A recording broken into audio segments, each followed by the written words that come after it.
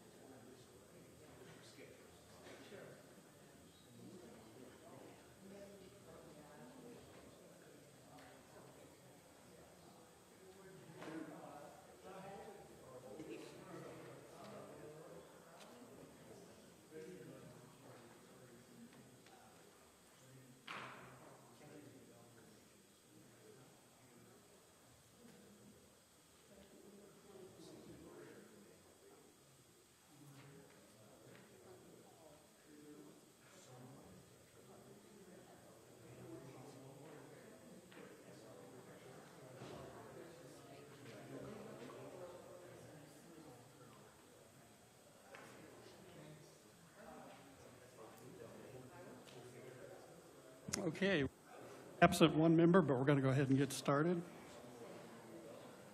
I'd like to call the Henry County Council meeting of October 20th, 2022 to order. We're going to have pledge by Kyle and prayer by Harold.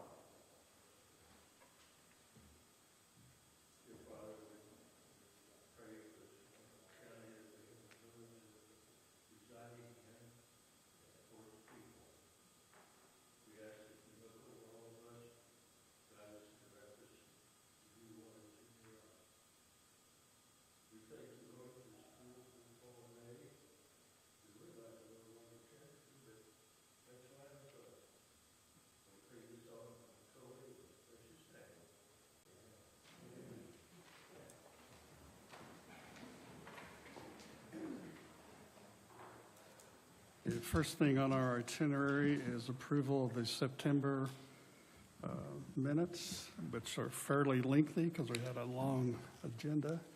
I would entertain a motion to accept those minutes. Moved by Peggy. Second. Second by Chad. Any discussion? Corrections? If not, all in favor, aye. Aye. Aye. Opposed, same. Passes 6-0. Okay, we have a public hearing I'd like to call to order. This first public hearing has to do with the bond support, a general obligation bond. Council members, you should have supporting information, and we do have An ordinance number, we have Jason Simler from Baker Tilly, Lisa Lee from Ice Miller. Thank you both for being here in person, appreciate it. First we have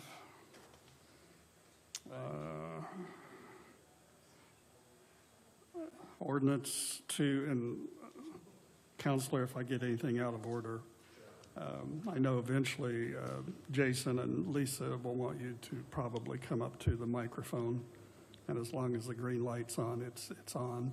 If not, just press the button and it'll stay on.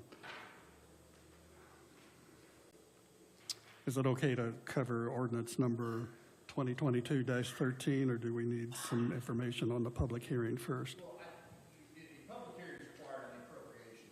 Now, the appropriation ordinance and bond is going to hand in hand. Okay. We introduce both and then open up the floor for anyone who would like to comment on the appropriation ordinance and bond. Okay, thank you. Ordinance 2022-13 is an ordinance of Henry County, Indiana, appropriating proceeds of the general obligation bonds, whereas the County Council, Henry County, has determined issue of bonds to provide for the cost of funding certain capital improvements to county-owned property, together with all appurtenances, related improvements, equipment, and connection therewith, the project, and identical expenses or incidental expenses in connection therewith, including a bond insurance premium if necessary on account of the issuance, the general obligation bond of 2022. We're talking about a notice of public hearing on the appropriation of the proceeds of $5,815,000 to be issued for the purpose of procuring funds to be applied on the cost of construction of projects and the incidental expenses to be incurred in connection therewith, and with the issuance and sale of bonds was properly published, which proofs of publication were presented to the council and placed in the county records. Section 1, appropriation in amount not to exceed $5,815,000 is hereby made to be applied to the cost of constructing the projects and the incidental expenses incurred in connection therewith and on account of the issuance of bonds therefore, and that the funds to meet said appropriation be provided out of the proceeds of the bonds in an amount not to exceed $5,815,000 theretofore authorized, and said appropriation be in addition to all other appropriations provided for an existing budget and tax levy for the current year. The auditor is hereby authorized and directed to report and certify the additional appropriation to the Department of Local Government Finance. The ordinance shall be in full force and effect from and after this passage. Okay, now ordinance 2022-14 is 25 pages, single spaced. Please read that, council. You don't need to do that. I think this is 2214 is the ordinance that authorizes the issuance of bonds. The amount that you said, the maximum amount of $5,815,000. Certainly, if I'm incorrect, if I didn't think, let me know. But I believe these will be sold at a maximum interest rate of 5% per annum. Yes, correct. And I think Jason has a little update on the amounts and the particulars, if you want to step forward at this time. Answer any questions you might have, and then we'll open up to the public for comment for or against. Yes, the name is Jason Simler with Baker Tilly, serve as your financial advisor. And as mentioned, the par amount is $5,815,000 and not to exceed, and interest rate not to exceed at 5%. In the last few weeks, we have been working with the underwriter Baird that you chose to work with, talking to local banks and banks throughout the region. And we do have a bank that is interested in purchasing the bonds with a very marketable and competitive interest rate of 3.85%. I think over the last few months, I've been showing rates anywhere from 3.75 to 4.25%. So that 3.85%, as we feel, is very competitive. They reached out to us yesterday, and that rate is good until today.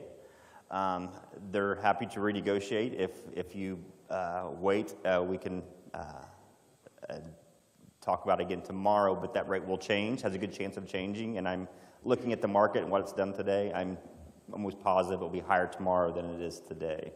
I told them we were meeting this afternoon, and they're okay with the verbal commitment if you want to go forward with this bond issue.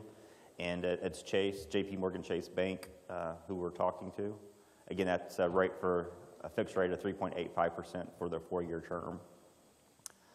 So that's something, if you want to proceed, they said I could email them as long as it was before 5 o'clock this afternoon, and we could move forward. I think looking at a closing of November 10th. Okay, and that's within your timeline, Lisa, that you shared with us last month. Okay. And one other thing I would mention is we were working with Debbie in her office on restructuring the bonds, keeping it within that 4-year term and keeping the tax rate at where it was before. We realized there's some funds in the existing bond fund that's there, it's remaining, that's kind of excess property tax you've collected over the years. So by applying that, we're actually going to be able to reduce the tax rate from what it is now, 11 cents to 9 cents. And we just kept it at that 9-cent rate going forward. So you'll be able to generate the $5,800,000 worth of bonds that we've talked about by also reducing the tax rate 2 cents. Could you repeat that for the press? We're able to issue the bonds like we've talked about, generate the amount of revenue, the $5,800,000 that we've been talking about, but also reducing the property tax rate by about 2 cents. Yeah, the part that we want to put an explanation point after James is reduce the tax rate 11 to 9%. 11 cents to 9 cents. 9/10, yes. Yeah, there's a decimal point in there, but rarely do things go down these days. So I thought that was worth repeating. Thank you. I have a question for Yeah, go Jason, ahead, if that's Susan. okay. So I was reading through the way the ordinance is written, and I saw that it is pretty general terms about providing financing of certain capital improvements to county-owned property. I know Lisa had asked if we wanted that more specific, and I definitely do want that more specific. Does that mean we couldn't make a verbal commitment for that? I would just recommend, if you want a more specific project description, that you, by amendment, by motion and amendment today, you amend the bond ordinance to require the specific, and then we will provide that specific change, and then you can execute that ordinance as amended on the Okay. floor. And so we could still get that rate that Absolutely. you, Yep, okay. absolutely. We met, we had a work session, the commissioners and council, and agreed on what specifically that money would go for, and I'd like to see that included on this ordinance. Ken and I also have a question. I know during that work session, you had expressed interest of committing $5 million of this to a project and then This is setting over. aside the other. So with that, I don't see that in here. So, and I know Joel was going to work on the answer. I'm not sure if we came to a conclusion on if that was a possibility or not. We just threw out 5 million, and that's what I shared with Lisa. How specific, Lisa, should we be on that? I mean, is it something that we say, for example, if Susan's intent was to have it predominantly go to the courthouse repairs, 5 million for courthouse, and whatever's remaining after the expenses, I think it's like 5.7 that's actually clear for projects. The rest of it to go to the office, the Masonic building, or just all of it to the courthouse? Or, because right now we don't know exact numbers. I We want know- exactly what we said at the work session was, we wanted the whole 585 to go for the courthouse, and the remaining funds from the old bonds to be left for general capital projects. Is that not what we said? You mean the There are still funds 2019 remaining. bond? Right, the remainder of the 2019. I don't recall the specifics on the bond. I remember that we did leave that funds for the necessary projects because I think Commissioner Plummer brought up some projects that were going to be coming up even this year. So there wasn't any definitive number that would actually be left. But I do know that, that we had discussed 5 million and then the balance being set aside to be used with the approval of the council and commissioners on the projects that it would be specifically used for. Okay, a couple things I would address. I heard a comment about remaining funds from the 2019 bonds. There would have been a project description related to those bonds, so we would have to stay within whatever, and I think it was fairly broad, but it did have some specifics if I recall. So we would want to make sure that those funds are spent within that project description. That one you cannot change today. Yeah, I But think there with were some respect to very this- specifics up front, and then at the bottom, basically whatever was left over was, Right, and we Broad, would want to very look at broad. that, and I would want to converse with Joel as to how broad that description might be. But with respect to the 5.815, you do have some project, or some cost of issuance and things like that that come out of that. But it looks like you might have about 5.6, 5.7 to spend if you make an amendment to spend at least 5 million of that in the courthouse. You could make decisions on the other 700,000. Right now, we say any county-owned buildings that you could improve. You can leave it like that, but have an amendment that says no less than 5 million must be spent on the courthouse improvements under the DLZ report, and the rest can be any county-owned properties, as it already says in here, or you can get more specific. can you put in there with the approval of both the council and the commissioners at the spend of the project? Or does Yes. it go, okay, Yes. because I know that was the discussion that day. We do have to stay within whatever the project description is, as at least to say county-owned buildings, and then you can put the discretion that you're asking for, yes. I think that's what I remember we had talked about. Kenan, is that what you remember? That's nothing you just said goes against my memory.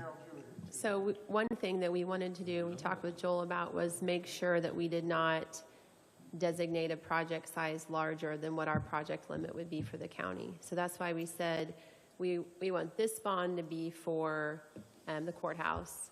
And then if we work on the other buildings, that will be funded in other ways. We just didn't want to confuse our funding so that we went over our project limit. Well, we've already in this ordinance basically covered there's two limits that we've talked about, and I know I was virtual the last time, so it might have been hard to hear. But you have a constitutional debt limit of the county. That's right now what you have remaining is a little over 5.9. But you also have this controlled project statutory limit that would require a lot more procedures that we were concerned we could not get done by the end of 2022. And so that limit is 5.815 and some change, like $770 or something like that. So that's why the 5.815 is here. So that keeps you under both your constitutional debt limit and the controlled project limit. So within that, you can do whatever you want as a capital project. We were just concerned if we said that we would take like $3 million of ARPA and kind of put it together to get $8 million to do, work on. That's why we wanted to separate, this bond is for this and. Yeah, you're right. That's a very good point. So if you're going to do $5 million to the courthouse and then you're going to use ARPA funds, well, we've determined that ARPA funds are more like a grant, right? So the ARPA funds, the rule is the bond proceeds plus any funds on hand that is basically from the general fund of the county, and grants and donations don't count. So there's been a determination by bond counsel across the state that ARPA funds are more like a grant, so they don't count against that maximum amount. So you could still use $3 million towards the courthouse with the $5 million if you wanted to and not go over that threshold. So they're really two separate entities, two pots of money. Two separate pots of money. Just think of ARPA as a grant from my bond issue perspective. Okay. And Jason, we had a conversation as you were driving here, because you give me information on the Baird, which I shared with the council. The 2019 existing GEO bond should, from what you shared, be taken care of, expended by the end of June 2023. Is that correct, or is there a footnote to that comment? It's not like if you don't spend it by the end of June, the money gets taken away. But we try to recommend that you spend the bond proceeds before the bonds mature. So yeah, if you have projects in mind and want to spend, I'd recommend spending it before then. But it's not the end of the world. Like I said, the money, you're not going to be paid a penalty. But there are things that, what's called arbitrage, make sure that you are not earning more than what you incur on the bonds. And that shouldn't be an issue right now. But yeah, we would encourage you to try to spend before June of next year. Okay, so we were just glad to hear that it wasn't December 31st of this year. So we have 6 more months of flexibility, or the commissioners do. Okay, very good. So with Lisa's clarification, which is really helpful, I'm okay personally if we say, $5 million for the courthouse and the remaining approximately $700,000 for other, capital projects by the county as approved by the commissioners and the council, that type of language. And I'm not actually making a motion now as much as just generating conversation, but Okay. Yeah, I'll put the pause on that. Now, at what point should we have a public hearing comments? That's why I said press pause, because I know we have to have a public hearing, which if anyone in the audience would like to speak for or against this bond, please come forward.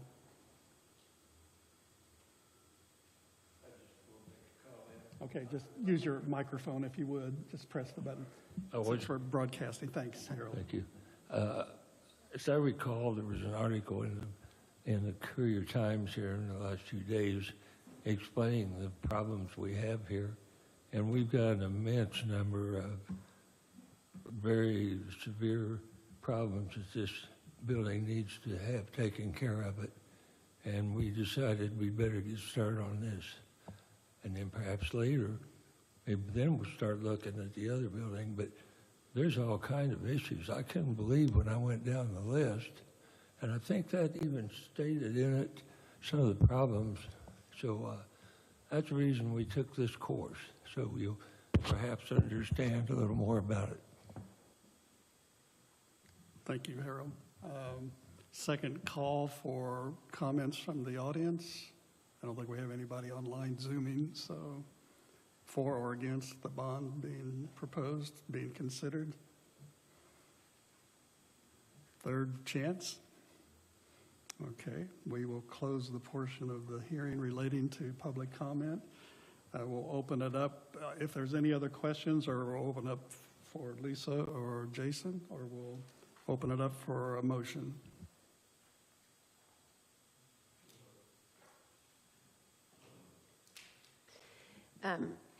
So I make a motion that we approve ordinance number 2022-14 with the amendment. Sorry. Okay. I make a motion that we approve ordinance number 2022-13 and amend where it says not to exceed $5,815,000 to be issued for the purpose of procuring funds to be applied on the costs. Well, it should say for the first $5 million to be used on improvements to the courthouse, and the remaining proceeds to be used as needed on other county buildings with the approval of the commissioners and council. We should probably do that as a motion to amend both ordinance 2013 I worked really hard on that. You should have just, Amend your motion. a motion to approve and then a motion to, to amend the ordinances to provide the language you talked about. Then once the amendment's approved, then you can vote on it as amended. So you just need to add that second ordinance. You said it at 2 separate times, the 13 and the 14. I have a clarification. Yeah. Yes, please, make sure this motion is legal and proper. Well, the one thing I want to clarify is, and this is actually for Debbie's sake, ordinance 2022-13 is the appropriation ordinance. So that is authorizing the expenditure of the $5.815 million. If you want to amend the project description, I'm fine with that. But I think the part about with the approval of the council and the Board of Commissioners would confuse the State Board of Accounts as to the appropriation. I think you just want to appropriate the funds, but then in the bond ordinance say limit it to the $5 million for the courthouse and then the others for other capital improvements to be approved by the council and the Board of Commissioners. I just don't want, for her records, she needs to be able to show that the whole 5.815 has been appropriated without further action. I guess so that's just approve 13 and amend 14? correct, yeah, because really 14 is the ordinance that controls how you spend the money, but 13 allows her to spend the money when you've approved the other projects. Thank you. So I'd like to make a motion to approve ordinance number 2022-13. Okay, so we're going to do this separately. Okay. It's been moved. Do I have a second? Second. Moved by Susan, seconded by Chad. Any discussion? Hearing none. Welcome, Betsy. I just looked over and saw you. If not, all in favor, aye. Aye. Opposed, nay. Passes 7-0.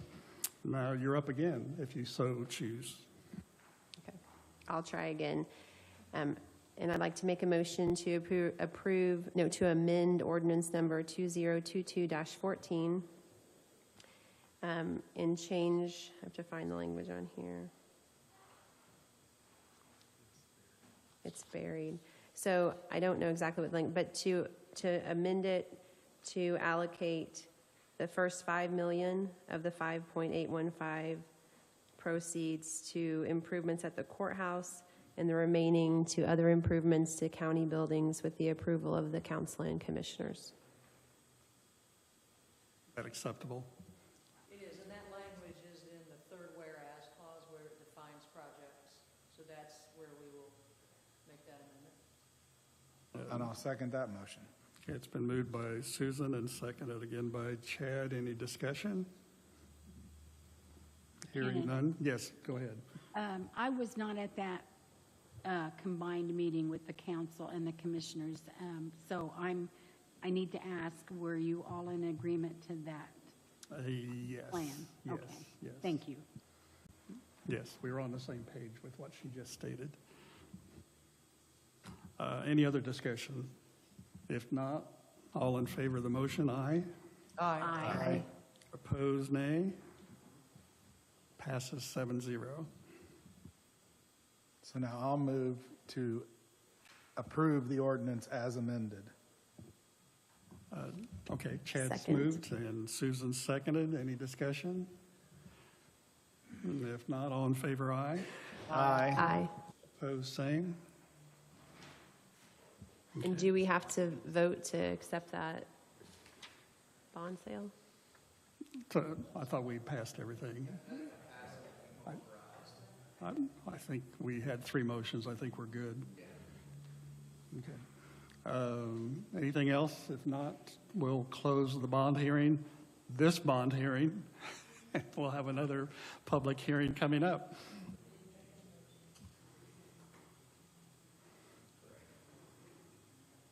Chamber update. Shonda. Yes. Hi, good afternoon. I'm Cindy Brooks. I'm here to represent the Chamber of Commerce. Thank you, Cindy. I knew you weren't Shonda, That's but okay. I was just reading from my notes. A little shorter. This has been a great year for the Chamber. We're at 53 new members, and so that's a great for this year for us. Our last great event was the Cash Bonanza. If you were part of that, we had a record year. We sold out for all the tickets. And made a great profit towards the Chamber and being able to work and do a lot of things for businesses here in our community.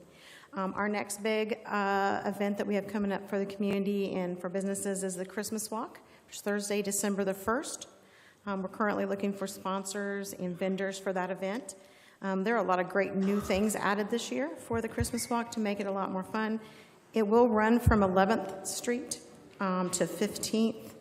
Up Broad Street, down Main, and also down 14th Street to Methodist Church. So it is a huge event with around 4,500 to 5,000 that attended last year. Also, we have coming up a new community job board presentation. This is going to be filling job openings is no doubt a current challenge for many.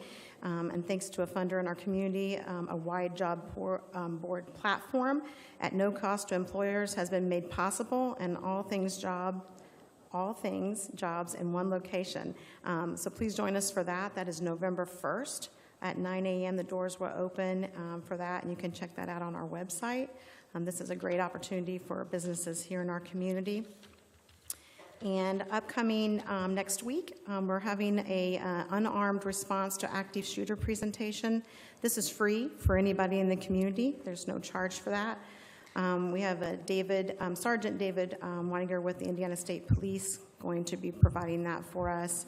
That is at the Henry County REMC building, Wednesday, October the 26th, 8:15, and it'll run from 8:30 to 10:30. Again, this can be registered at our website. And this is, we're looking to provide and help those within our community. So it's a great year for the Chamber, and we just have everybody come see us, register online. Thank you. How many members do you say you have this year? We had 53 so far. Great. 3 today, which is kind of exciting. That's Yes, wonderful. so, Maybe you'll yeah, get more after this meeting. absolutely. We'd love to hear them. Thank you. Thank you. And I think a lot of our council have attended the Christmas walk, and it is just fantastic.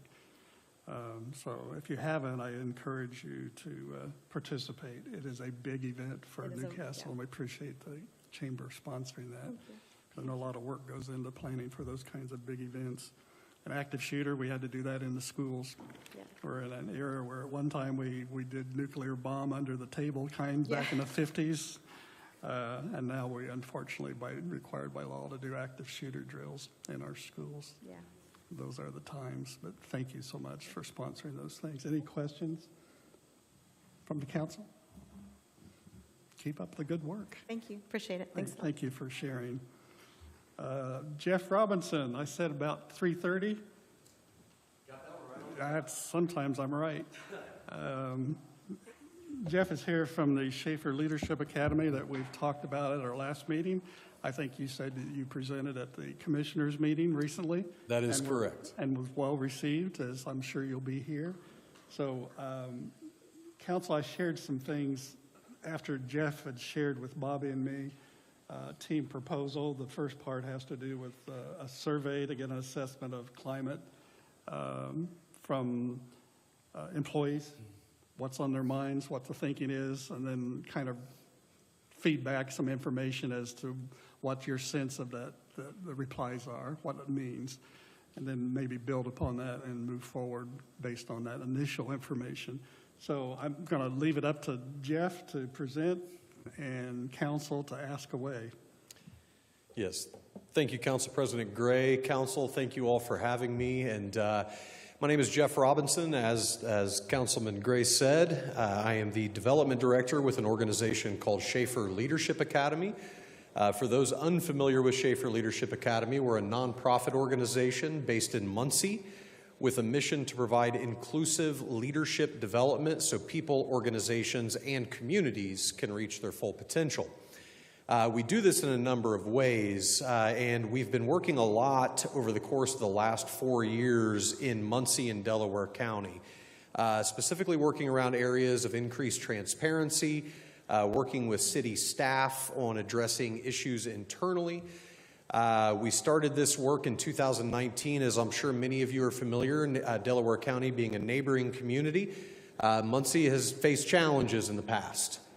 We've had a former mayor indicted by the federal government who served time in federal prison. We had corruption charges on a number of members of his administration. So we at Schaefer Leadership Academy, this predates my time at Schaefer, but the organization started working to increase that transparency and to help start to rebuild that trust between the community and its elected officials. I will mention as an aside that I am one of those elected officials in Muncie right now currently. I am the president of the Muncie City Council, and I always like to point out that I am a part of the minority Democrat, and was voted president by a Republican majority city council. I always like to point that out because I think it shows I'm willing to work with whomever is willing to work with me, and that I come to the table with a very common sense approach. So what we've done in Muncie and what I've met with Council President Gray as well as Commissioner President Plummer, we met several weeks ago and talked about something that we've done for the Newcastle city government as well as for the Muncie city government. And what we do is an assessment process. Before we come in to start to address issues, we always like to make sure that we know exactly what those issues are. Now, we're always happy to cash a check. If somebody wants to say, no, this is what we want you to address, then we're happy to do that. But our mission and our goal is to get to the root of the problems. And you'll find that problems are common, whether it's government, nonprofit, for-profit. Many of the same issues are in each of those. So what we like to do is come in and we do this assessment process. We use Gallup's Q12 quotient for a situation like this. And the way that works is we would initially begin by sending out anonymous surveys to elected officials, both with county council as well as county commissioners, and we would even extend those surveys to department heads as well as some county employees. Those surveys are a series of very pointed questions to try to get to the root of whatever issues that they may feel are within their departments or within their scope of influence within the county. And what we find from those anonymous surveys is themes that start to emerge. We take the themes that start to emerge and then develop a list of questions to move on to our next step in the process, which is confidential conversations. Those confidential conversations would take place with each of the elected officials on the county council as well as the county commissioners, and would also take place with selected department heads. Those are one-on-one, face-to-face, about 30 minutes. Everyone is asked the exact same questions. And again, themes start to emerge. The anonymous survey we send out helps guide our process through those confidential conversations. And they are just that, confidential. No one knows who is saying what. We will provide a report after the assessment is complete to show you what those results are and then give you our recommendation moving forward on training to be able to take care of some of those issues that have emerged during the assessment process. We have done this, Schaefer Leadership Academy works, as I mentioned, with City of Muncie, Delaware County government as well. But in addition to that, and more importantly, we work with all of the largest employers throughout East Central Indiana. We work with Ball State University. We work with Muncie Community Schools. We are currently working with Muncie Power Products, Tyson Foods, FCC. We do work with all of the largest employers, and I'm also very proud to say that work has been going on for many years. These organizations have seen results and continue to work with us year after year. Ball State University has been with us for many years. We work with a number of their departments, currently doing work with the Ball State University Foundation. And again, we are a 501c3 nonprofit organization. So what I am proposing to you all is that we move forward with this assessment process and determine and try to find what issues. No organization is perfect. Even those that are named best places to work have issues within. It doesn't mean you're broken. It doesn't mean that you're worse off than anyone else. This is real life stuff. People are complex, and personalities working together makes it even more complex. As I mentioned to Council President Gray as well as Commissioner President Plummer, the cost for the assessment is only about $2,500. We do that very intentionally because we know that coming in, that we can do work with you to improve your situation. What we don't want to do is make it cost prohibitive to even begin that process. So we make that assessment affordable very intentionally because we believe that what we find, you're going to know and you're going to agree with the results that we find because you're all living in this. So that is what I'd like to do, and I've dumped a lot of information on you, and I've given this presentation so many times that I rarely take deep breaths, so I'm happy to entertain any questions if Council President Gray would give the floor. Thank you, Jeff. What Jeff was referring to is what I had forwarded to you several weeks ago. I think you sent it out on October the 6th. And either that day or shortly thereafter, I forwarded it. It looks like this. And this is a part on the initial survey that you put down a price of $2,500. Yep. This would do the initial survey to get the themes you were talking about. Yes.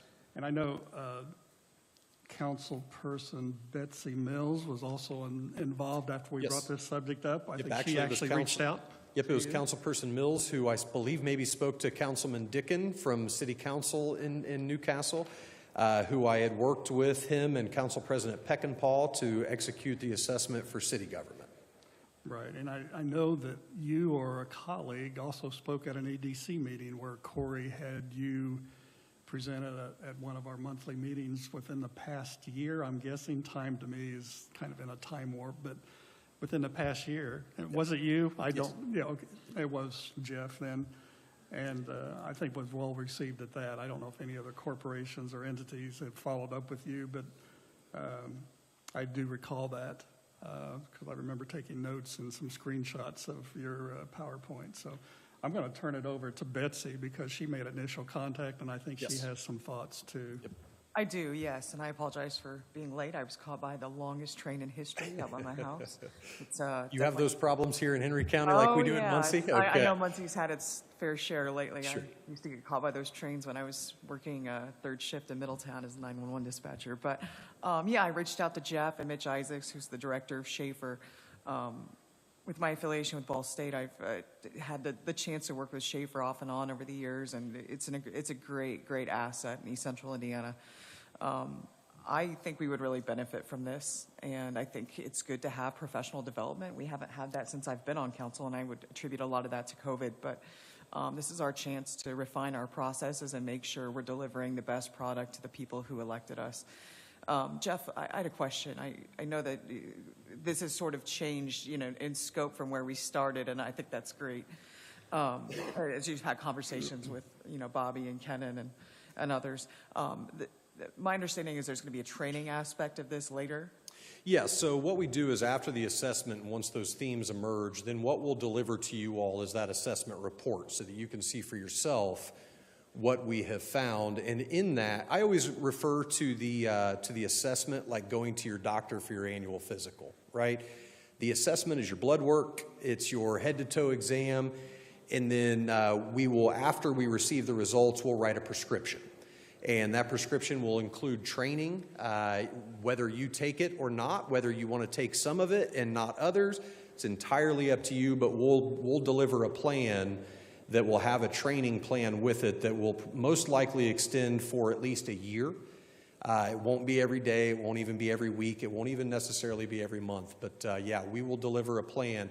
There are obviously additional costs. And I know everyone is concerned with costs, so I can tell you that typically, and what we did for the city of Muncie, they went pretty extensive with some things, and they also added ethics training. They spent anywhere from $10,000 to $20,000 throughout the course of the year for training. Again, they did a lot. That might not be, and without knowing what we're going to find, that might not be the case here. But I would suspect that whatever we deliver to you will be anywhere between $10,000 to $20,000. And that's on top of the 25 in the initial Correct. survey, right? Yes, sir. Let me ask, did you do this extensive survey in Muncie before or after the FBI came in? We did it after. Actually, we did it, the administration had changed. So, yeah. That's good to hear. Yeah, yep. Yeah, no. Even if we had, I don't know if I'd admit that or not. Fair question, though. So Jeff, I have a question. Please. Mine. More of a procedural / timing question. Mm-hmm. Because here in, how many days, Rick?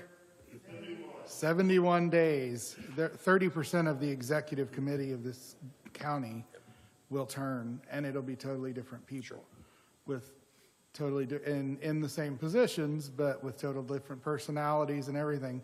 So would it be better to wait because we're 71 days out from a pretty significant change in the overall makeup of this county that will be locked in for at least the next 2 years. Mm-hmm. So I guess that's my question, is with the timing we are now, more of a procedural ideal, would it be better to, and I'm one of those people, along with Rick, that will be gone in 71 days. And so that obviously, and there are quite a mix of folks running. So it could be interesting what would come into, Jeff and Chad, it's Yeah. my understanding that the initial surveys will take place with the current folks in place who are in office, but the actual trainings come later. Yeah, the trainings would come later. The trainings, we would wait until next year to execute the training itself. And that's a great point that you make, and probably what I would suggest. Anything that we do wouldn't be able to start until November, after the elections. So I would recommend that outgoing members as well as incoming members are a part of that assessment process. I know that the people that will be incoming might not have the intimate knowledge that you all do, but they'll certainly have their own thoughts and ideas. That would be my recommendation, to include those newly elected officials in that assessment process as well as you all. We're going to be able to glean some more information and be able to almost put an asterisk on that during that confidential conversations piece, where we know and we recognize that those folks have not been entrenched like the others. And I don't know that it would affect, in fact, I know that it would not affect the results of the assessment, because I would assume department heads, people like that are firmly entrenched. And if you're like Delaware County, you're making a change perhaps, or there's only one county commissioner position that is up for election this year. I don't know if that's I don't know if that person is running again. I don't need to know, but that tells me that 2 of the 3 will remain, which also tells me that there won't be much turnover in department heads and in internal staff. So I think the assessment can move. This is something we considered when we spoke.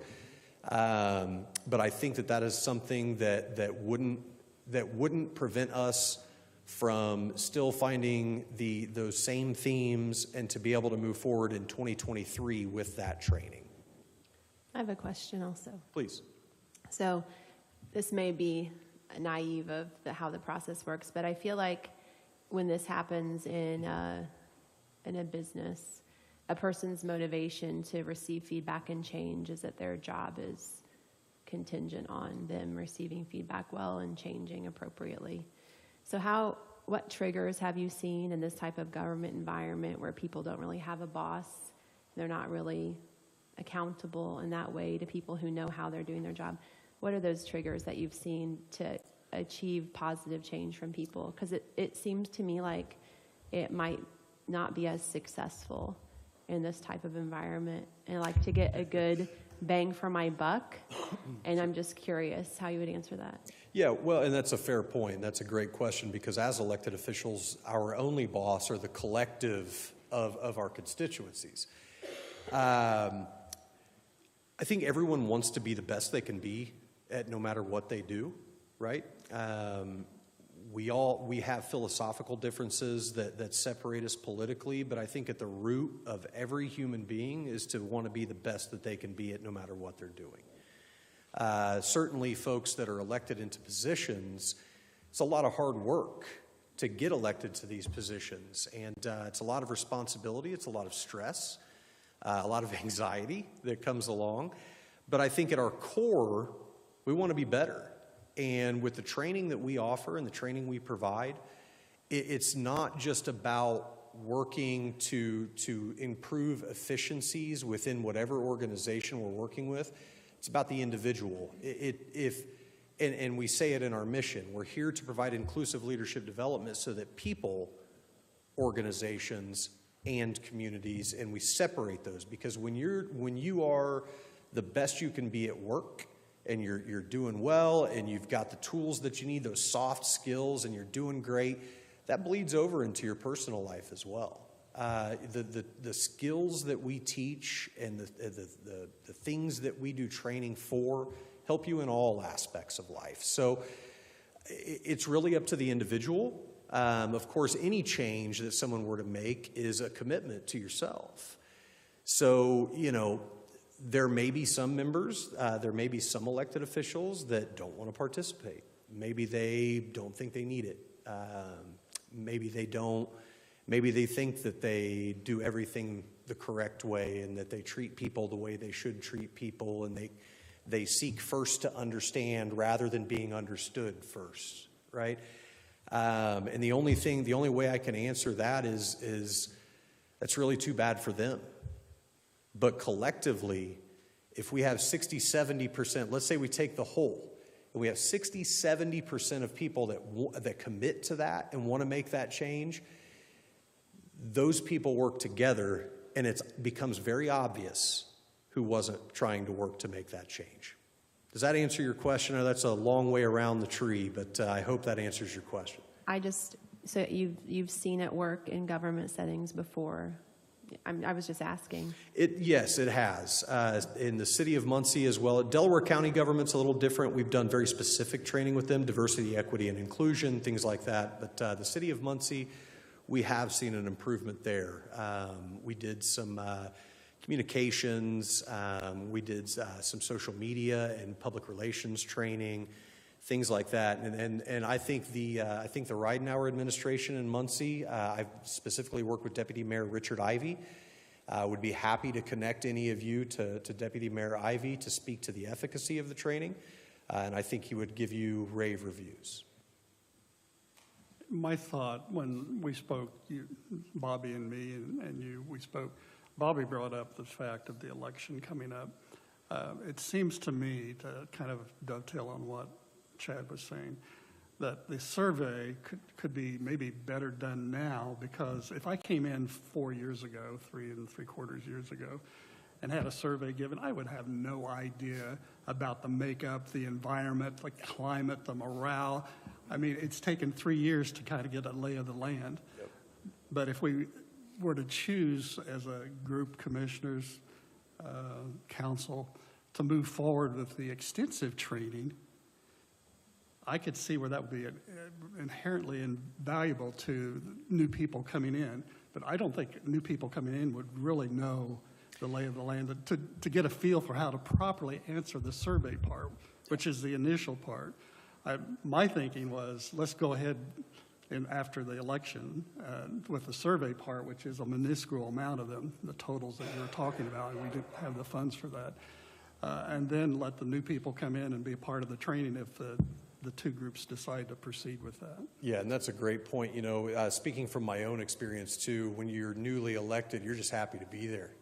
So you don't know the issues, you don't know the complaints. You're just tickled to be there. You won. So yeah, that's a great point. I think it would be best to do that before the end of the year, before council members or commissioner or whomever is rolling off.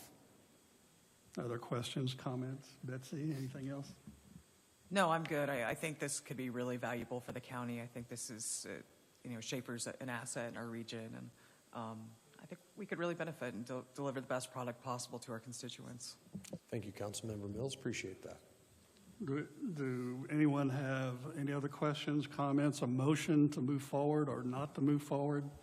Because we need to carry on and be out of here within an hour because there's another meeting at 5. So I'll go ahead and make the motion to move forward with Schaefer. we talking about at least the initial part and then decide after the Sure, first let me part? specify that to move forward with the assessment and the surveys with our current elected officials. Okay, it's been moved, and that's the $2,500 amount. Do I hear a second? I'll second that. Okay, moved by Betsy, seconded by Kyle. Discussion? So I guess I have a question. Where's The numbers, be paid Kyle. for? Yes, sir. Yeah. We have no funding source for this, so we need Well, we do. I checked with, we need to make a motion to pay for it out of, yeah, Let me amend my motion to pay for it out of reclassification. and we do have that amount, because I checked with Debbie yesterday, because I figured this might come up. We still owe for the part of the $20,600 we committed to for probation at our last meeting, but we still have enough left in what's going out in November to pay $2,500. So out of reclassification would be out of our budget, the council's budget, and we do have that balance there to fund. Does that answer your question? Okay. Shannon? Somebody, yeah, Peggy. Yeah, thank you. From Chad's comment about those of us who will no longer be here, I tend to agree with that. I really see no purpose for us that aren't going to be here to do a survey. If I were to do it, it would be very helpful to have more information on what type of questions are actually asked on that survey, and then what your moves are, to then interact after the results of the survey. Not knowing any of that, it's kind of up in the air. So Well, I don't think, in my opinion, I don't think it's necessary to do it until after the election. Well, it would be after the election. He did mention it would be after the election. yeah, it'll be after the election, and then The really. survey would be after the election, and it would be an option to participate or okay. not Yeah, participate. and participation, just like it is with anything, is voluntary. If you don't want to participate, we're certainly not going to come in and hunt you down and find you and force you to. So if you don't want to participate, that is entirely your decision to make for yourself. I personally think it would be really valuable to hear the perspectives of those who are leaving. They might even be more candid than those who are currently in office. I agree. Any I other- hope that those that are leaving would participate, but again, that's entirely up to you, ma'am. So it's optional. Any other discussion? We have a motion and a second. Other discussion? Can I ask a question? Yes. You guys are just approving the funding source, correct? Because the commissioners have to approve the agreement. Yes. Okay, I didn't, that's not how Yes. it sounded that it was doing, it was moving forward with not just the funding source. Okay. That's fine, because we know any kind of contract has to be signed by the commissioners. But we're paving a way that you can make a decision knowing that funding's going to be there. Anything else?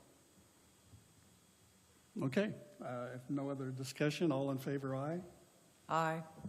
Aye. Opposed, nay. Nay. Okay, it passes 6-1. Thank you, Jeff. Thank you very much, council.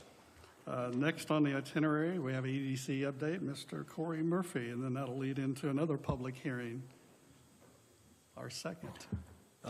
With your permission, could I do the EDC update after the public hearing? Yes, absolutely. Can Because I know we- they've been waiting here for an hour. So, by way of reminder or update, we have a fantastic family-owned company, Draper, and there's representation in the audience, including Draper's president and the fifth-generation owner, along with his team. So they're proposing a $10 million expansion, about 100,000 square feet, 25 new jobs, and we are here to do public hearing and then take final action on the abatement. And by way of reminder, the abatement is a 10-year traditional on both the real property investment, which is the building, and the personal property, which is the equipment. And so I just wanted to kind of set it up in terms of, I mean, we've talked about this for 3 meetings in a row, but, they're 30 days apart. So I just wanted to give you an overview of the project and, an opportunity to ask any questions from the company. But Joel has provided you basically a final resolution, which simply confirms what you did last month. And it's all part of the statutory process to do 2 things: create an economic revitalization area and also approve the abatement. Really So- appropriate to formalize the public hearing is now open. Okay. At this point, the public hearing is now open after your introduction to same. And I'm in support. And you can stay up there if you want, because I have a feeling there'll be some Q&A. This is resolution number 2022-10-20-007, a resolution affirming preliminary resolution designating property as an economic revitalization area and approving real property and personal property tax abatement for Draper Incorporated. You can read over the whereas September 22nd, 2022, which was our last meeting. We adopted a preliminary resolution designating property as an economic revitalization area and approving real property, as I just stated. Whereas under the preliminary resolution, the Henry County Council preliminary approved the designation of an area consisting of 8 parcels located at and adjacent to the intersection of County Road 700 South, which is Mercer Avenue, and Pearl Street in Spiceland Township. Whereas pursuant of Indiana Code 6-1-1-12.1-2.5, the Henry County Council is required to conduct a public hearing before making a final resolution as to whether the parcel should be designated as an economic revitalization. And whereas notice of the proposed hearing was published as required by Indiana law, and the passage of a preliminary resolution was provided to taxing authorities as required by law, whereas the Henry County Council has conducted a public hearing on the designation of the above real estate as an economic revitalization area and has provided the opportunity for testimony both for and against, then I am going to open it up for those people that would like to speak for and against before I read the conclusion that would be open for a motion. Anyone here like to speak for or against this resolution that I read affirming a preliminary designated real estate property,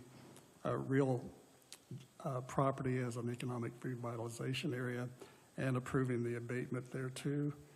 Please come forward. For or against? Going once?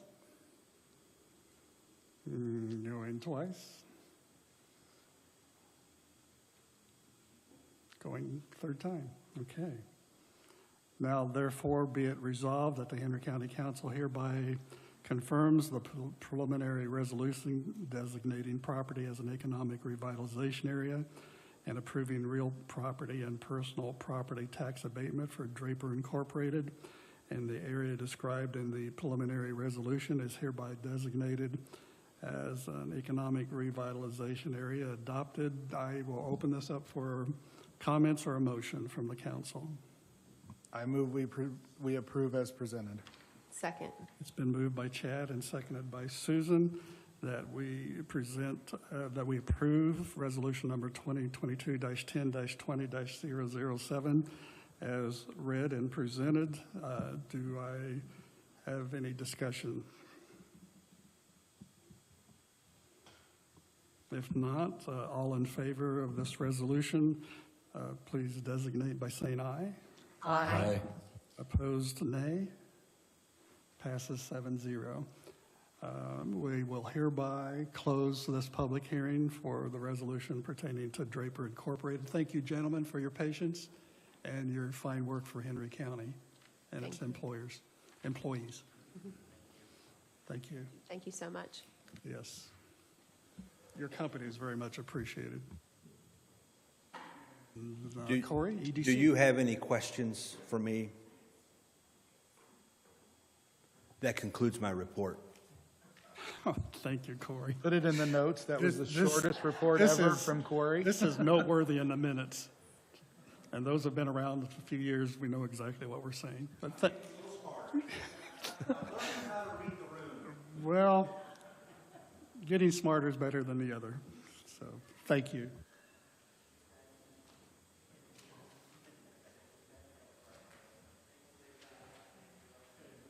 Before us, consideration of approval for expenditure revenue received from the Coronavirus Local Fiscal Recovery Fund.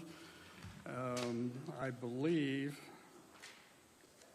what is new on top of what already has been passed are the sum of number 20, the sum of up to $60,000 for the purchase of one or more vehicles. We've And I think it's 24 and 25. I'm not, did we actually do the 100,000? I'm not sure we did at our last council meeting. Yeah, because your other council meeting would have been before that. Yeah. 21, 22, 23, 24, and 25. Yeah, that was what I was going to Yes. question. 'Cause Yes, you're correct. Number 25, I was getting ahead of myself, was the additional to number 20. Okay. Number 21, the sum of $100,000 to contribute to the cost of the South Henry Regional Waste District expansion. Number given, and Bobby's here, and I'm here, and Ed's here if you have any questions about any of these that went through the ARP committee.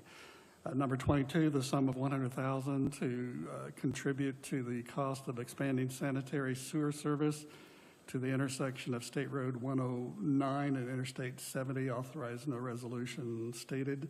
Sum of $25,000 for the payment of legal and professional fees in connection with the administration of revenue received through the Coronavirus Local Fiscal Recovery Fund.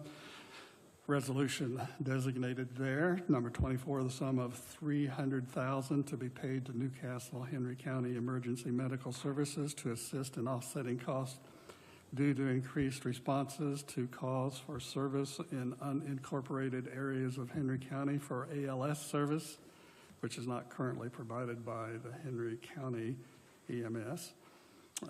25, the additional sum of $30,000 for the acquisition of a vehicle for use by the county building inspector.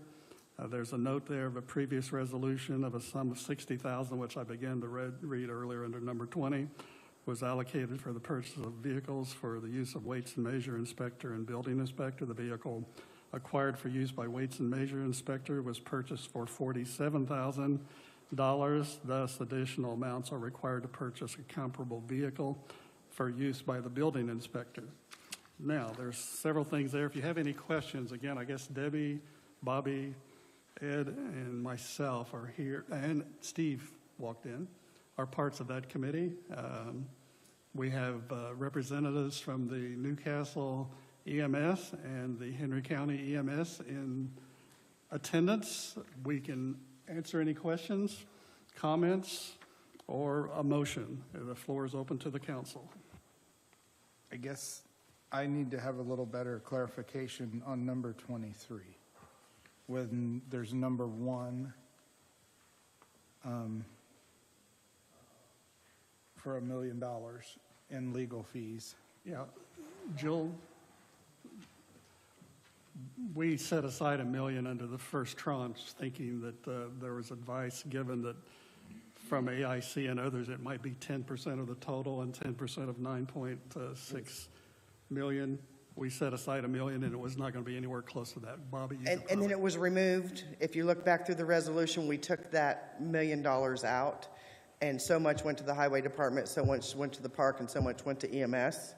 And we took the legal down to 0, which is why $25,000 is being put back in.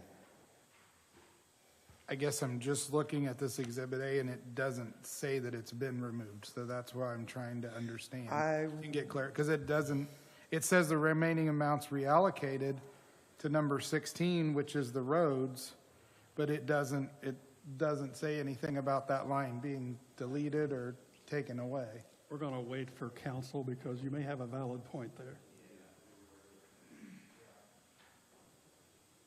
I think you do have a valid point, Chad. Sorry, I'm not a part of that committee, and it seemed confusing. Yeah, I think you'll hear an answer here from Joel. I think there's a reference in that commissioner's resolution they passed when they did number 16. I can't say that for certain, but that was my understanding when I put that in. That those amounts were coming from what would have been number 1. And I think that's how it's been accounted for in here. Is that correct, Debbie? Yeah.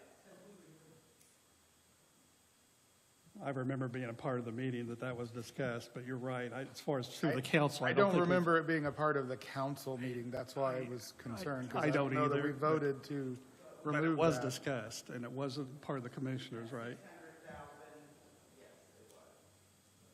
That $1 million does not exist under administrative legal. I understand that, but I don't know that it was ever told to the council up until this point. That's why I'm confused, Bobby. Joel, can we proceed, or do we need something more than what has been discussed legally? I mean, I think, I guess, my thought would be, and I don't know if you'll need the $25,000 necessarily for the next meeting. I mean, you could approve it without number 23 being approved at this point. So I guess I just make a motion to amend it, omit number 23 at this time, and then approve it as presented, and then at the next meeting, we can shore this up. I have a question. I didn't take the time to add up these amounts, but does anyone have a running total of what the dollar amount is? Yeah, that's Debbie had that presented at the here? last meeting. We have most of the second tranche left. It's a little less than the 4.5 million. But from her, she went back and double-checked at our last meeting, and we have the vast majority of the second tranche. It's roughly 4.4 to 4.5 million is what is left at that time. That was 2 weeks ago or a week and a half ago, a week and a day ago. I have another question. For number 24, the sum of the $300,000, is there a contract that the commissioners are signing in association with this $300,000?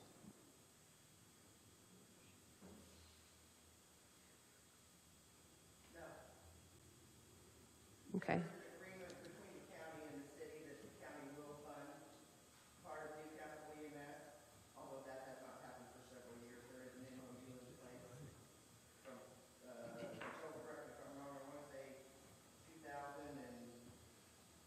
Yeah, there's been several iterations of that agreement over time. Yeah. So is this an ongoing commitment? Supposed to be, yes. I'm sorry. Oh, no, this is not ongoing. No, I'm sorry, I misunderstood what you said. No, this is not ongoing. It's a one-time. It is a one-time. It was discussed as a one-time in the ARP meeting. Good questions. And we're legally obligated, you mentioned at that meeting, Bobby, to provide service throughout the county, and we do not, the Henry County EMS does not currently provide ALS, the Advanced Life Saving. So this is, all three of the parties before us from both entities were at that meeting, and it was very friendly and very amiable and agreeable that this was the best solution to legally get us through and provide the kinds of services needed in Henry County for our citizens. I guess I'm just trying to figure out how likely it is that we're going to pay this $300,000 next year.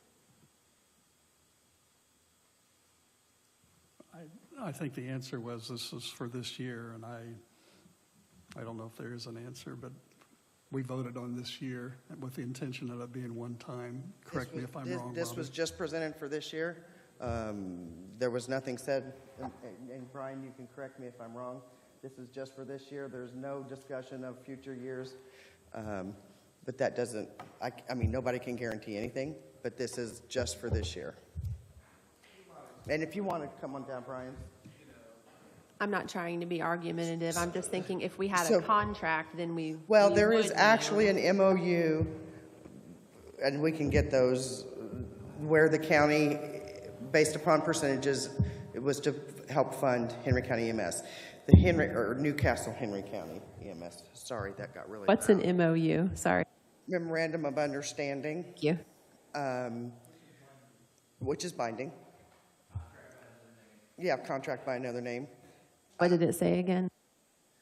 Or what did it say again? I didn't- The county was to provide X number of dollars based upon runs to Newcastle EMS to help fund it. The Henry County Commissioners are required by law to provide a 911 service throughout the county. When was the MOU signed? There's been various iterations. Yes. From the early 2000s, maybe even late 90s. Yeah. You know, they've just never been followed up on. Right. In 2011, I think, is when the Henry County stopped.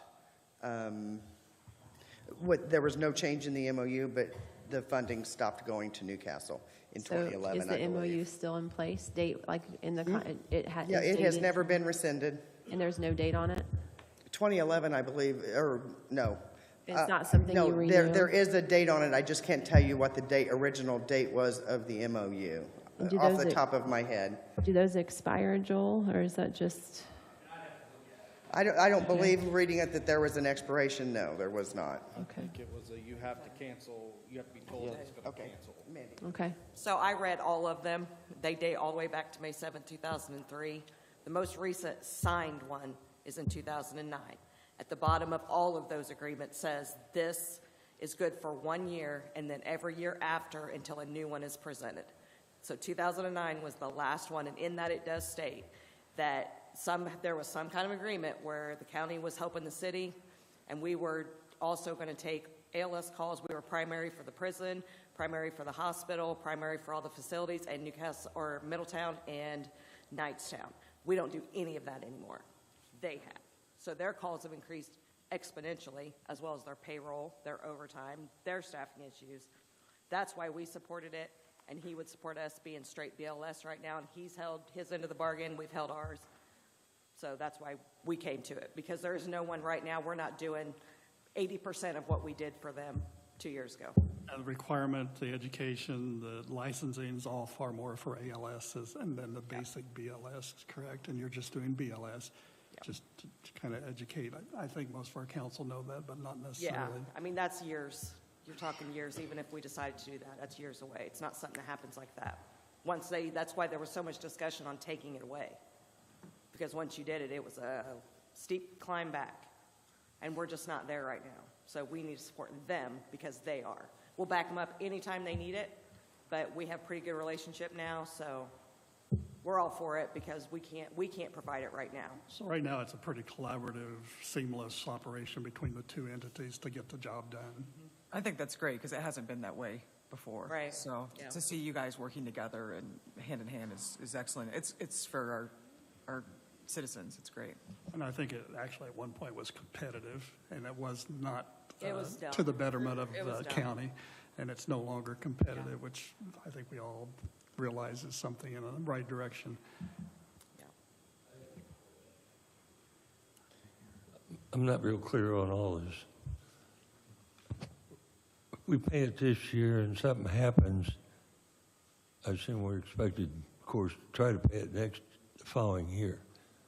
If we don't have that kind of money available, are you just out? Is that going to be the problem? I don't think so. I think that he and I would come together to figure something out until you guys could figure something out. We're not here to do what you guys do or worry about the bickering and any of that. We're here to take care of people in Newcastle and Henry County. That's all we want to do. That's I all we're understand here for. that. So no one's going to pull service from anyone. I'm not going to speak for you, but I don't believe Yeah, so. no, that's not the intention here. I'm sure at some point, the commissioners and the mayor will talk about funding for services provided, because like Bobby said, the commissioners are legally obligated to provide the service, not provide, but fund that service. So we're not here for any kind of contract or an annual payment. Could that come?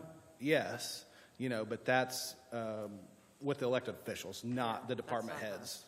And just a reminder, Harold, this is out of the ARP federal monies we got. It's not out of our general fund. And for right now, we're voting on a one-year assistance because they're picking up some of the gap that Henry County had in the past picked up. And they're not equipped to currently because they just don't provide advanced life support. Other questions? Thank you. Thank you. If there are no other questions, I'd open it up to a motion, and I think the motion was to eliminate, what number was it, 23? 23. Would anybody like to, are we ready for a motion? Well, I guess can I ask another question quickly? for Absolutely. Joel? Now that I understand what's going on, I don't necessarily need to eliminate 23. I just asked, do we need to put some kind of footnote on number 1?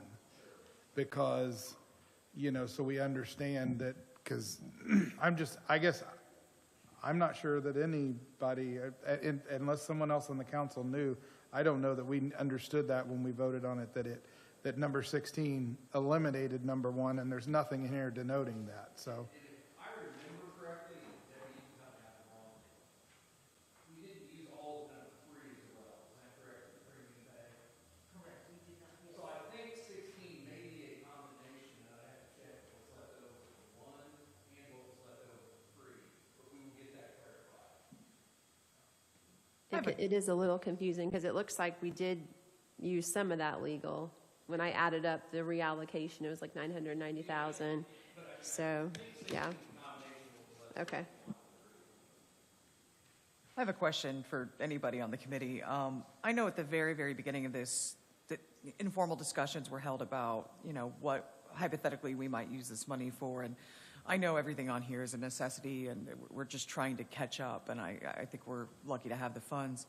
But we also talked about future development. We talked about, the potential of putting in infrastructure for housing, for developing the interstate corridors. I know there's some money to extend infrastructure for one of the interstate corridors. Is there any forward motion on that? How we talked a lot about return on investment and investing in the future. I voted for all these because I think they're necessary, but with the remaining funds, is there any thought in that direction? Since I've got the mic, I'll simply say the DLZ report kind of trumped some of the other things that we really ideally were initially talking about. But some of the county's buildings have just been neglected because there's not been funds for decades.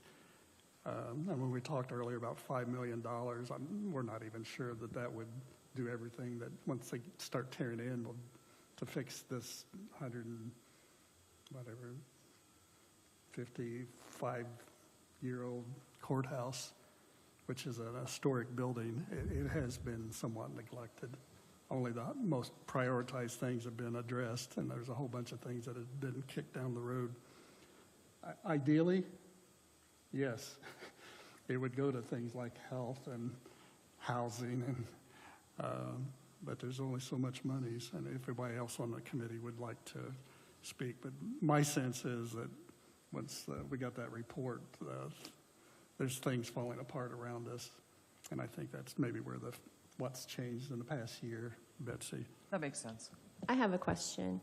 So I think that the format of the ARP committee is a little concerning to me, because normally when the council votes on something coming out of a committee, we have more representation there at that committee. So I know when the commissioners go to the committee, they have majority present. So when they come to vote at a commissioners meeting, they already have agreement about how the monies have been spent. And so I think that if we had majority representation of the council also on the ARP committee, then when we come and vote on it, those representatives on the ARP committee could say, you know, it was unanimous from our representatives there, and then the council would have more feedback and clarity. So I will say Kyle was added to replace you, and Yes. he was at the last meeting, 8 days ago. That doesn't fully address your comment, but we do have better representation than we had for about 6 months. But I'd like to see additional representation from the council. I will say the ARP committee is, the executive heads that up by law, and then we have to decide, like we are right now, in the middle of deciding the finances, to approve the finances or not approve. So the committee members are all here that have heard, actually, all the committee members are here. They've heard your concern. I'm not sure the council they've heard your concern. I'll leave it at that.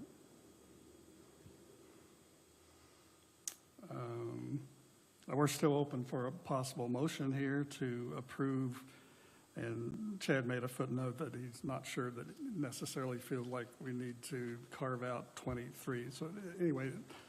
I guess I'll make the motion, and Joel, correct me if you need to. I'll make a motion that we approve this with some further clarification being added to clarify the number 1 and number 3 projects on this list in the future. Now that we verbally have been told they've shifted, I think we need to put that on paper so it's more understandable for everyone as a public record. So I will make the motion that we approve as presented with further clarification on 1 and 3. Does that sound reasonable? Okay, it's been moved by Chad, seconded by Harold. Any further discussion? If not, all in favor of the motion, say aye. Aye. Aye. Opposed, nay. Passes 7-0. Thank you. Surveyor, Steve, I think I'm going to do a couple things with you. On the itinerary, there's a transfer of funds. Henry County Surveyor's Office would like to transfer the following $3,000 from GIS Data Supervisor to consultants.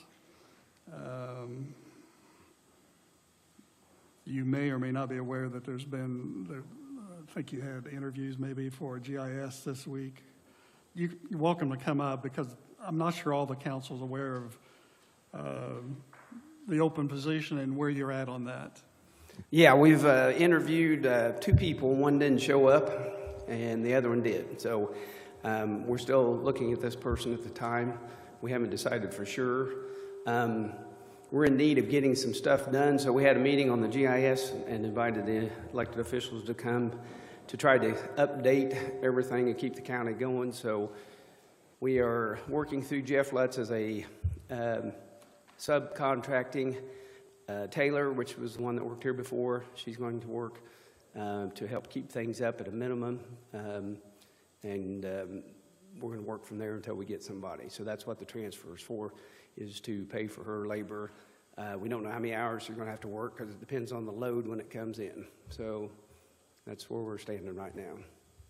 So the easy bottom is basically you're taking the labor funds you already have and shifting it to a consultant to do the job because you don't have someone. Yes. So with that in mind, I make a motion, we approve the transfer as presented. Second. It's been moved by Chad, seconded by Susan, to do the $3,000 transfer as described. You can stay up here, Steve, because while you're up here, I'm going to add something. Any discussion? If not, all in favor, aye. Aye. Opposed, nay. Okay. Joel and I have been communicating, as has Bobby Plummer, about where the GIS budget, and Joel, you need to help me out here. It's been a request from Joel that we consider, and what I got back from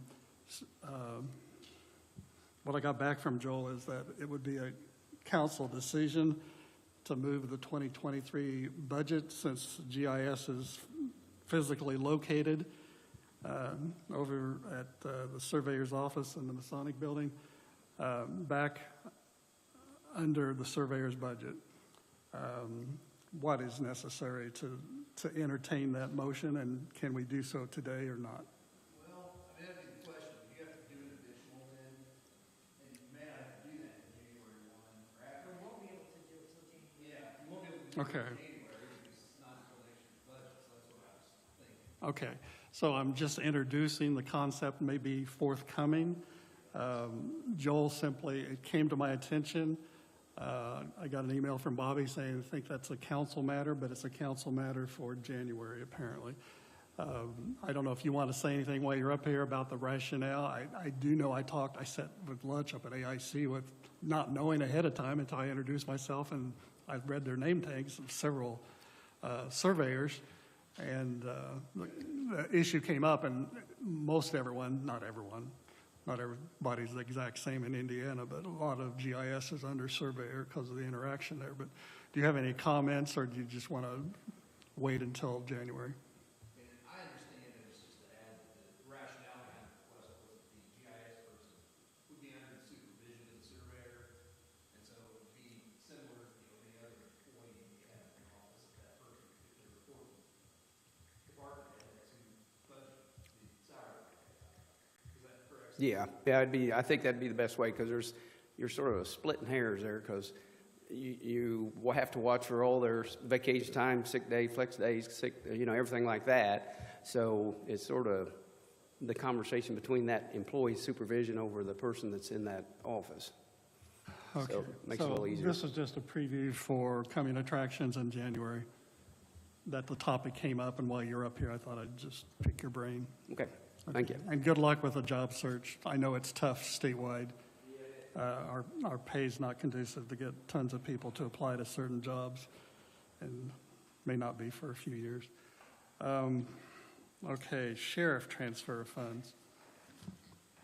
And this is an updated one that Debbie sent out, I believe, yesterday. We have the updated one that she emailed out yesterday due to delay in moving to the new jail and increased inflation costs that we're all aware of. We will need to make the below transfers, $35,000 from part-time jail to utilities, $35,000 from overtime to medical, $5,000 from uniforms to medical, $17,000 from deputies to vehicle maintenance. I'd entertain a motion, and Sheriff McCorkle's here if you have any questions. I'll make the motion to approve the transfers. Moved by Betsy to approve, Second. second by Chad. Any discussion?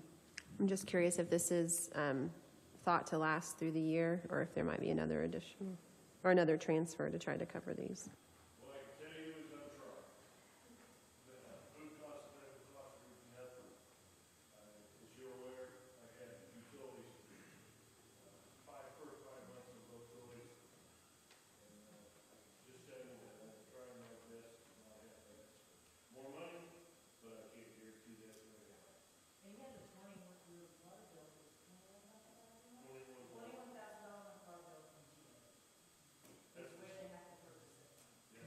We couldn't hear that, sorry.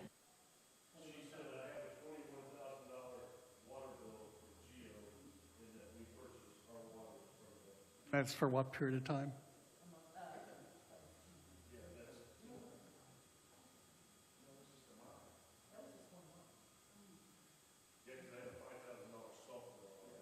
So that wasn't budgeted in 2023 at that rate. Yeah. So we already know, speaking of preview of coming attractions, Chad, be thankful, Rick, in 71 days, because this is going to go into the red at that rate. Okay, we have a move and seconded to approve these transfers. That was discussion. All in favor, aye? Aye. Aye. Opposed, nay? That passes 7-0. Memorial Park, I think you're up. Let's see, get on the itinerary. Okay, the first thing I have, and I think Debbie made copies of the update that, yes, she did. The first one that was on initially was the Henry County Memorial Park Board is requesting pay Kayla Helton in the sum of $1,785 for the pay difference while she was acting superintendent from November 1st last year to January 21st this year. We discussed this in a previous meeting, and I think that the Park Board wanted to discuss it, and they have, and this is the recommendation for this sum, and there is legal precedent for this action. So I would entertain a motion for the $1,785. So moved. Moved by, was it Betsy? Was that you? Okay. Moved by Betsy. Do I have a second? Seconded by Harold. Any discussion? If not, all in favor, aye. Aye. Opposed, nay.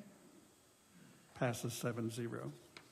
Ken, and I think we skipped over the transfer request from Angela Cox. No. Well, you know, that didn't copy off of my, I apologize. I'm not sure I have it, so somebody help me out because I don't have a printout of it. Do you want me to read it to you, or do you want me to pass it over? Either way. All right. I do not have this in my packet I brought. I'm sure it's in the packet that Debbie prepared. So this is a transfer request from the Henry County Health Department, $2,000 from vaccines to public health supplies, $1,000 from advertising to education/public information, $570.65 from copier lease to office supplies. Do I have a motion to transfer those? So moved. Moved by Betsy. Second. Second by Susan and Chad. That was tie. Any discussion? If not, all in favor, say aye. Aye. Opposed, nay. Passes 7-0. Now, we had a second park, I believe. Here we go. And we have park representation here if there are any questions. The second one handed out today, requesting $14,337.54 from superintendent line to building and structure repair line. I'm also requesting transfer of $9,538.56 from account secretary line to building and structure repair line, and this is from the park superintendent. Do I have a motion to approve? Then we can go in if there's any discussion. Moved by Harold. Second. Second by Betsy, I think. Yep. Now, any discussion? Because this is something that just came to us. I guess I would ask, is this a specific project, or is this just an in general? And then I'll follow up with a second on, I know you guys received a fairly large sum for the food and beverage monies for same types of things. So have you started on any of those projects?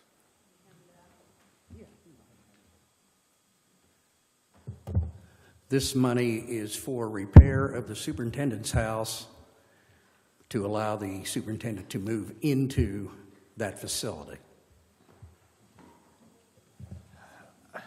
Okay. Has that been, can I ask a Commissioner Yes. President Plummer? I knew there was Has that been decided, or is there any decisions been made to that effect? Thank you. If you would please indulge me and look at the things in front of you, you will see that the park board made it required for the superintendent to live at the park. This was done much previous to this superintendent and was not in any way fought by the Board of Commissioners anywhere along the way. Therefore, under the state law that allows the park board to control the park, it would seem to me that we have the right, and did have the right, to move that money and move our superintendent into that house. Okay. Two requests, Steve. You probably don't have to be that close to the mic. Most people have to say, can you speak I'm up sorry. and be closer, because you're kind of popping out there in internet land. I'm gonna pause for just a second and get some legal counsel, because prior to me and probably prior to Steve, I know there's been a lawsuit and there's been decisions made in the past. And I am not educated enough to intelligently, can you advise us at all what maybe we should do or what in this case? Because I think there is something that the commissioners have been working on, and I think maybe Steve is the liaison to the park. Is that correct from the commissioners, Steve? Yeah. And we're not privy to any of that. So advise us legally what you would suggest. I mean, there's a lot to work through on this, and I think probably my advice would be maybe to table it for this night and see if we can get something squared away where everyone's on the same page with this, and entertain the request at the next month. Okay, so you're saying there's some legal things that just need to be worked out? Okay. I'll go ahead and withdraw my motion with the given information. Let me say one thing. Okay, sure. Do we go by laws in Henry County? Yes, we do. The law states that now that's not a park, by the way. How many of you think it's just a park? Steve, your tone is combative. We want to, Really? we support the park. Absolutely. You come to every meeting and I it feels I like think, you're shouting at us. just step back. I think part of it is it's so loud. Compared with previous, you're not being combative, but you're coming across loud, that's all. I'm sorry. No problem. I think We're trying to go by the law. Yes, The we law understand says that. that the We are all park trying to board go by the law, controls the Steve. park. Okay. The law says the park board controls the park. Absolutely. And I think Kenan was wise to say we maybe should table this as we gather more information. I That's think all. It's legal not a counsel is no. the only thing, and we're not saying yes or no. It's just more information. That's why we have an attorney that we pay pretty well, because he's got that experience legal that we don't have. So If we approved the funding today, Steve, you still couldn't make these repairs without the commissioner's approval, is that right? I mean, that's correct, but do you guys understand that? No, I don't understand that. The commissioners gave up the right to control the park Okay. when they made the monument. It's just like leasing the ground to the Saddle Club or to any other entity on ground that was park property. It belongs to those people to make the decisions about what goes on. This was done in 1919 for a monument, okay? We're going to take it out of the politicians' hands, this is my opinion, but it's written that way, and move it to their people that they appoint, but those people they appoint are going to run that park, okay? That has to be the basis for allowing the lease of the property to private entities. That law was the original law, and to me, it's exactly that way for the leased properties or for the part of the park run by the park board. There's not a shade of difference except the commissioners get to appoint us. Was this I'm just curious if it was a unanimous vote by the park board to do this? Pardon me? Was it a unanimous vote by the park board to do this? I'm just curious. You can poll them if you'd like.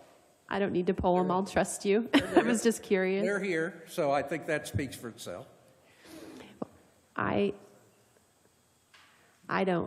actually don't have a problem with her living in the house, but if our attorney is telling us to wait, I would wait to see if he says that you guys have that authority to do that. I'd like to have him tell us that before we vote on it. I move to table the motion. It's been moved to table the motion. Do I have a second? Second. Second. Any further discussion? Well, then are we going to be put in a position where the attorney for the park board and the attorney for the county are the same attorney, and therefore we don't have any legal representation? No. I think We're just asking a table to get more legal information because it has been convoluted in the past. There's a long history that most of the council members are not aware of. So, History is moved and fine. seconded. I love history. But law trumps history. I agree. We're in the middle of a motion. So And got we're motion also and a running out of second. And now we've got discussion. Rita? I just have one question. Yeah. If they have plans for the cabin of the house, let us know what it is. I'm all for communications with all the parties involved. But I'm thinking right now, most of the communications are between the commissioners and probably the park board and our legal representation, which Steve rightly pointed out, it's the same representation. So I think it behooves us all to get his legal advice on how to best proceed so we're not messing up law. I think because there are so many people involved, it may take time to resolve this, but 3 months? this is the first you've asked us to vote on it. It is the first But from the council as far as If, this is concerned. if you get a legal decision that you're not comfortable with, then I think that's another step forward. But at least let's get our legal decision from our representative for both of us and go from there. Okay, it's been moved and seconded to table. All in favor, aye. Aye. Aye. Opposed, nay. Okay, passes 7-0. And we're going to be looking, the commissioners, the park board, we're only going to get involved if it comes back to us that we need to make a financial kind of decision. So it's just been tabled, not pro-con, just tabled, awaiting legal advice. Thank you. I misplaced my itinerary, so I don't see anything else. We need to do we need to do the legal secretary supplement, I think. Yes. And that's, I think, the last thing on our itinerary. Oh, that's public. Prosecutor. Right, okay, I do have that. Legal secretary supplement is pretrial division of the prosecutor. This is within their budget. It's for a part-time investigator that my understanding retired Scott Pinkerton's on an hourly basis being paid until they hire a full-time. Is that correct? Yes, okay. No, they have a full-time, he's on vacation. This is part-time fill in the interim. Okay. So they have the monies. Do I have a motion to approve? So moved. Second. It's been moved by Susan, seconded by Chad this time. Any discussion? If not, all in favor, aye. Aye. Opposed, nay. Approved 7-0. Again, did I skip anything else, council? Okay. We covered it. We have another meeting coming up. It's called the Planning Commission. You're welcome to stay around and have more fun. Right now, I'd entertain anything from the public. It's not on our itinerary. I should have asked Debbie to put that on all of our itineraries, and I've neglected to do that. Any comments from the public? If not, I'd entertain a motion to adjourn. So moved. You guys are consistent. That just sound like one voice. All in favor, aye. And I realize that motion's unnecessary. Adjourned until the third Thursday in November, third Thursday in November, because Thanksgiving's the 4th. We need people to sign. How are you? You okay? Good. You need to ask me a question. Yeah.